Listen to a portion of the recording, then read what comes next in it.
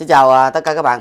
Video này là rất quan trọng đối với các bạn đang học trống, hoặc là đã học trống, hoặc là đã làm nghề. Nếu như các bạn chưa biết một điều này rất quan trọng đối với những người đang học trống, đó là điệu cơ bản nhất là như thế nào. Như thế nào mới là điệu cơ bản nhất? Đây các bạn có thể là nghe thử để các bạn xem đâu mới là điệu cơ bản nhất.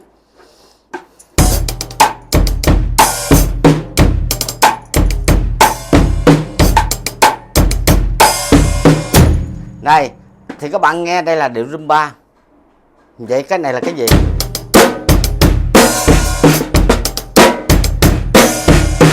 Hai cái.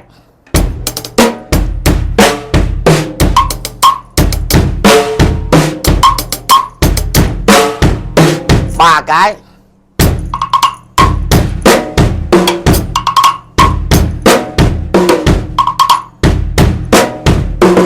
Bốn cái.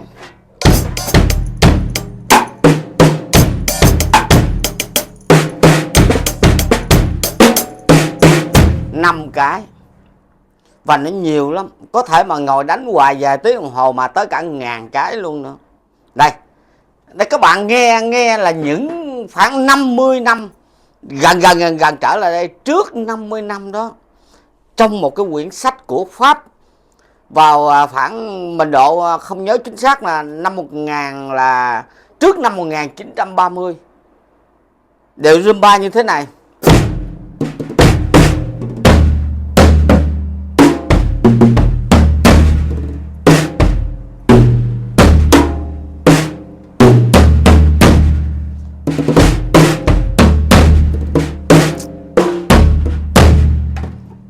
Đấy, cái thời điểm trước năm 1930 của thế kỷ trước đó là như vậy đó. Ở trên đất nước Pháp đánh rumba bolero như vậy, có một nghệ sĩ ghi lại.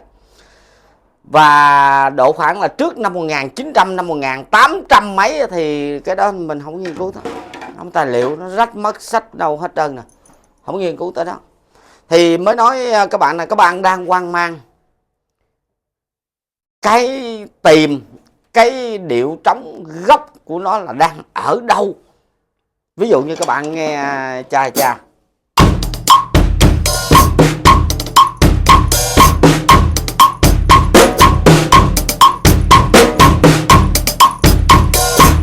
Đấy, cái nào là cơ bản? Các bạn đang nghe như vậy là cơ bản.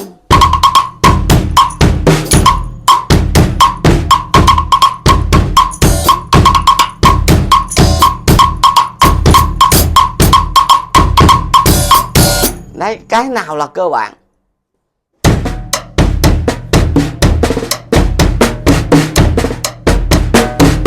Cái nào là cơ bản? Xin nói với các bạn, cái hình thức mà đánh bằng cái beo tay phải á, đây beo tay phải là gắn ngay chính giữa nè, đánh bằng beo tay phải cha như thế này nè, là trước năm 1950 ở tại Việt Nam có, chính là những người Pháp mang vào Việt Nam và hướng dẫn cho người Việt Nam mình chơi như thế này. Và trên thế giới cũng như thế.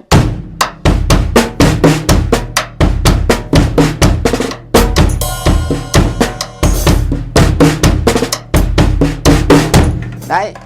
Rồi sau mình nhớ là sau năm 1980 và trở lại đây là có những nghệ sĩ biến chế theo cái cách mà đánh tay trái để có thừa ra tay phải đánh hai hand.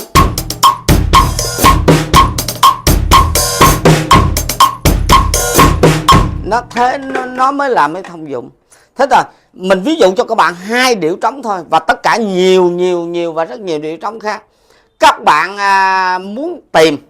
muốn đang hỏi cái cơ bản nhất đang ở đâu. Các bạn có đặt với câu hỏi là thầy ơi, bây giờ em xem trên YouTube một cái điệu trống cơ bản ghi là cơ bản, thì mỗi người một cách, không biết đâu là đúng. Đó một câu hỏi. Mỗi người một cách, không biết đâu mà lần. Mỗi người một cách, thầy ơi cái nào mới là chuẩn nhất? Xin trả lời cho các bạn, không có cái nào chuẩn hết trên thế giới này. Rồi xong. Bài học hôm nay nhiêu đó trả lời cho các bạn là không bao giờ có một cái điệu trống nào chuẩn hết. Bởi vì là cái cách đánh đó, ở thời điểm đó, những năm tháng đó nó phù hợp trên đất nước và cái nền văn hóa ngay tại thời điểm sở tại của đất nước đó ha, hoàn cảnh ra đời của nó trên đó, thì những nghệ sĩ chơi họ ghi lại và họ ký lại, mà vòng vòng trên toàn thế giới, nước này nước kia, nước này nước kia biết với nhau, là họ truyền tai với nhau mà cái thời mà chưa có internet đó. Họ xem lại những quyển sách với nhau, mà truyền với nhau là chỉ có những người mà ở trong nhà thờ, đặc biệt là trong nhà thờ đấy, họ truyền nhau mà đi khắp trên thế giới này. Nó bắt đầu nó thay đổi theo từng thời kỳ, theo thời điểm văn minh của xã hội, thời điểm văn minh xã hội của đất nước đó ngay thời điểm đó, nó phù hợp với nền âm nhạc đương đại. Đây các bạn thấy điệu Rumba.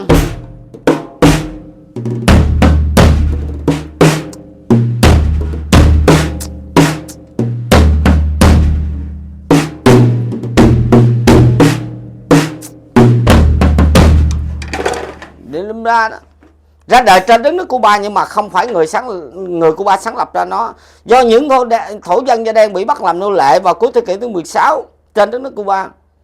Nghe nó rất là, ở trong sách ghi rất là rừng rú mang rợ.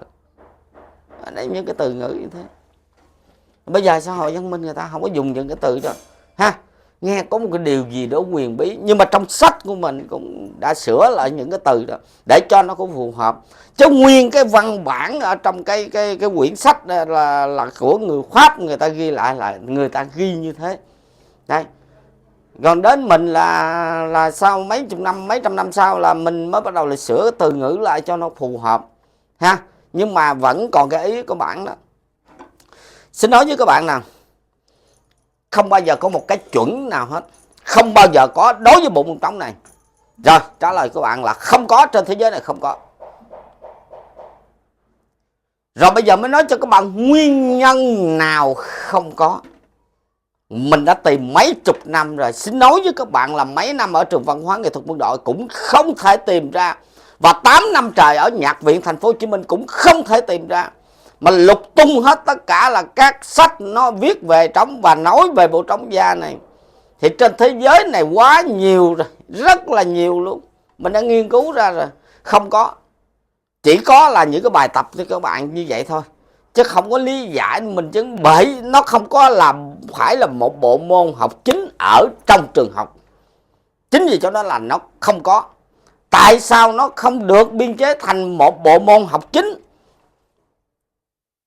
Vì nó không có cao độ chính xác. Nó chỉ là gõ và giữ nhịp, nó không có cao độ chính xác. Chính xác nếu các bạn mà học nhạc một cách chính quy, các bạn hiểu cái từ chính xác ở đây là cao độ, nó đúng với cái từ đồ re mi fa sol. Đồ re mi fa sol la si do si la sol fa mi re do, là cái đàn đá đó, nhạc cụ gõ đó, có cao độ chính xác. Cái đàn tơ rưng có cao độ chính xác. Còn trống như thế này chỉ là đệm và giữ nhịp, nó không có được xem trọng trong các trường học. Nó không thuộc cái loại mà nhạc mà chính quy. Ở Việt Nam mình đâu có đưa vào cái danh sách là được đào tạo chính quy đâu, không có nha các bạn. Các bạn vào trường Nhạc viện Thành phố Hồ Chí Minh các bạn học thì nó có gì? Nhạc cụ gõ tất cả các loại nhạc, gõ kiểu gì đó gõ ha, nhạc giao hưởng, nhạc dân tộc hay nhạc gì đó, nhạc gia, nhạc gì, thì tất cả các bộ môn các bạn chung là trung cấp nhạc cụ gõ.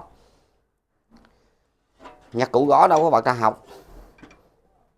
Không, các bạn không có thấy một tấm bằng nào mà ghi là trung cấp trống da hết, chứ không có. Đại học trống da làm gì có, không có.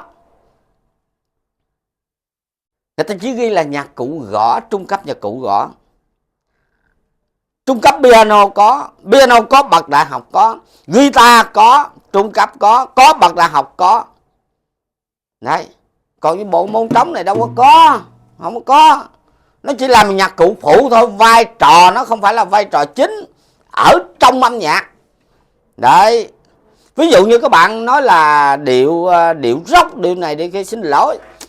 Các bạn nếu các bạn học nhạc chính quy, các bạn hiểu rock là một thể loại âm nhạc. Rock hay không là do các cây đàn, do cái người hòa âm phối khí bài nhạc đó, nó thuộc cái thể loại rock. Các bạn nghe là các bạn biết cái thể loại đó. chứ không phải cái trống da này cái điệu nào là cái điệu rock, rồi các bạn là đệm theo bằng cái điệu gì đó. Thôi tóm lại là bây giờ video là trước khi kết thúc nói với các bạn là cái điệu chuẩn nhất ở trên thế giới này là không bao giờ có để cho các bạn so sánh, không có. Mỗi nghệ sĩ chơi đều khác nhau là do cái sự sáng tạo và ký âm của họ, ghi lại do cái sự sáng tạo của họ chơi mà nó phù hợp theo từng thời kỳ. Bây giờ các bạn đánh một điệu nhịp điệu cơ bản nó như thế này vậy, 50 năm sau, 100 năm sau là nó khác.